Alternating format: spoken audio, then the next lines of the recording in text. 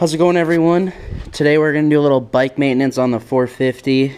When you have to sit and kick the bike for a long time when it's hot and even when it's cold. I mean, it shouldn't take any more than 2 or 3 kicks to get her going with the choke on, obviously, and the gas and the carb and stuff. So we're going to go ahead and get this seat off the gas tank, and I'll keep you guys updated.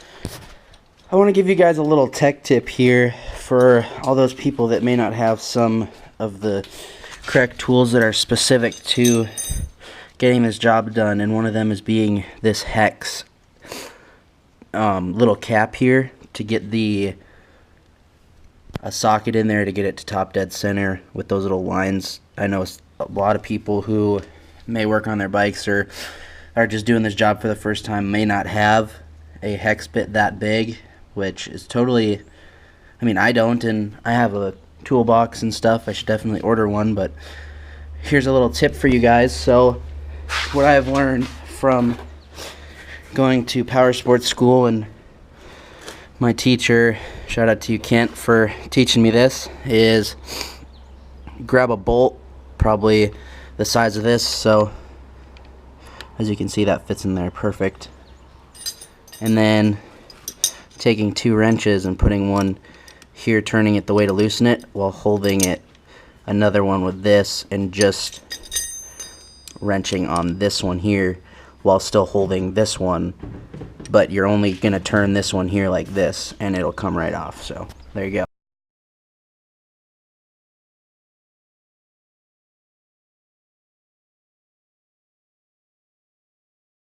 Alright, gas tank is off. It's easier just to take off the entire can with the radiator shrouds on with it. Super simple.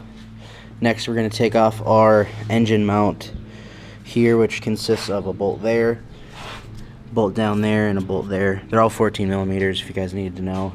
So that is next, and I will keep you guys updated. Also, if you're wondering, to get the valve cover off, we're going to take off this bolt here and this bolt there, right there. So take those off, and I'll get back to you when we get the cam and you can see what that looks like. Alright, so here we are. We have the camshaft. This side is going to be your intake, and this side is going to be your exhaust.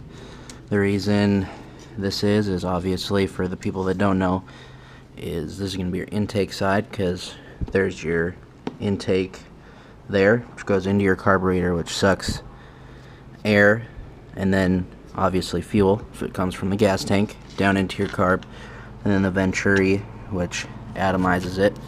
It goes into here. Obviously there's your intake valves right in there, and then it burns it, comes out your exhaust valves, and out your exhaust.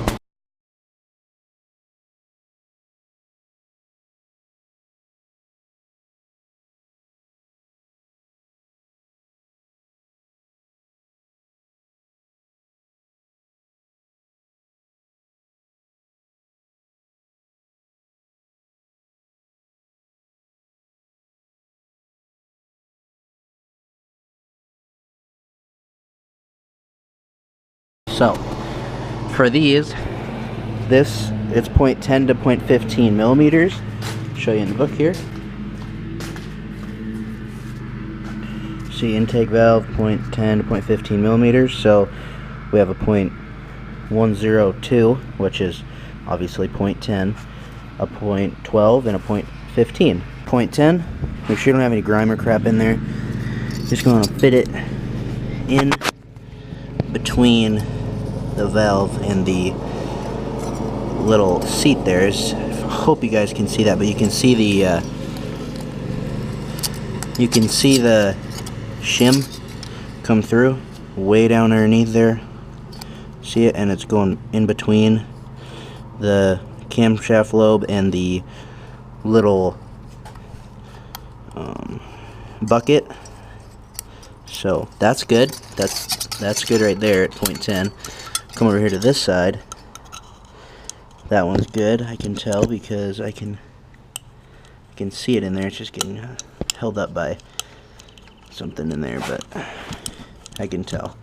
It's good. Promise. And then over here, for this one, that is perfect too. Don't be fooled by sometimes your feeler gate will sometimes get caught right here, so don't necessarily think that your valves are tight. You just need to be careful and kind of lift it up and go back and forth, and that one's still really good. So that's good. Let's move on to .12, and that one fits in this one, but it's tight. That's probably the max on that one, that's for sure. This one, it's a little tight, but still fit, and this one is like tight, so yeah, it's still within spec because I can fit this .10 in there. See, perfect. So intake side is good, perfect. Now for the exhaust, and I'm not looking forward to that one as much because sometimes those are really tight, and that is .20 to .25. So I'm going to set you down there,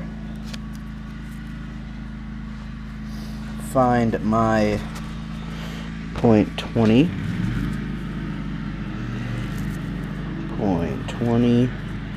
there you are.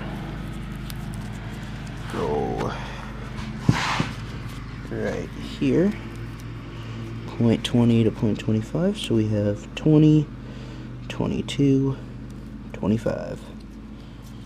So these three are what we're going to need, and you'll know they're the right ones because if you go off the inches, it's .008, which is that. It's close enough, so don't be a hater. And this one's .009, which is that, and this is .010, which is close enough because it's within spec, okay? But this one is a little bit over because it's .254, so that one's going to be a little bit over. But these two right here are going to be perfect. So we'll try the smallest one, see where we're at. This one's going to be a little more awkward because you have to go from the... Oh, I'm not even going to say it. That's just messed up. And we're just going to go right here.